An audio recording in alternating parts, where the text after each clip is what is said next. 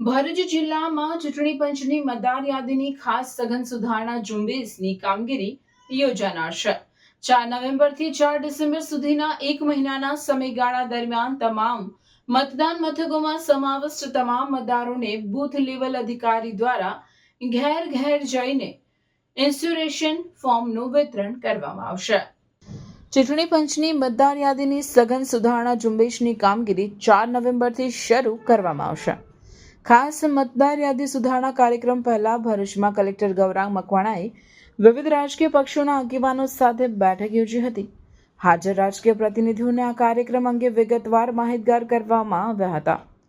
આખરી એસઆઈઆરની મતદાર યાદીમાં પક્ષોના વિગતો પણ ચકાસી શકાશે। ભારતના ચૂંટણી પંચ દ્વારા મતદારો તેમના નામ સહિતના ભારતીય પાસપોર્ટ અને જન્મના પ્રમાણપત્ર સહિતના વિવિધ 12 દસ્તાવેજો મતદાર તરીકે સમાવેશ કરવા માટે માન્ય ગણાશે। મતદાર યાદીની ખાસ સઘન સુધારણાની આ પ્રક્રિયાઓ મહિલાઓ, અશક્ત નાગરિકો, દિવ્યાંગો અને વડીલોને સુવિધા રહે તે હેતુથી સ્વયંસેવક જૂથોની મદદ પણ લેવામાં આવશે। આ તકે જિલ્લા કલેક્ટરે ઉપસ્થિતોને બીએલઓની કામગીરીમાં સહયોગ આપવા તેમજ વિધાનસભા ચૂંટણી અધિકારીએ પાર્ટી દ્વારા વિધાનસભા બેઠક પ્રમાણે બીએલઓની નિમણૂક કરવા પણ અપીલ કરી હતી। સર બાબતે બીએલઓ માટે પણ તાલીમનું આયોજન કરાશે તેમજ પ્રતિનિધિઓ રજૂ કરેલા પ્રશ્નો અંગે જરૂરી ચર્ચા કરી તેમને યોગ્ય માર્ગદર્શન પૂરું પાડ્યું હતું।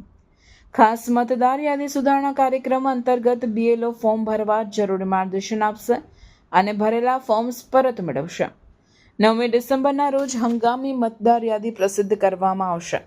9મી ડિસેમ્બરથી 8મી જાન્યુઆરી 2026 સુધી મતદાર યાદીમાં સુધારા માટેના દાવા અને વાંધા રજૂ કરી શકશે। 31મી જાન્યુઆરી 2026 સુધીમાં દાવાઓની સુનાવણી કરી નિર્ણય લેવામાં આવશે। 7મી ફેબ્રુઆરીના રોજ આખરી મતદાર યાદી પ્રસિદ્ધ કરાશે।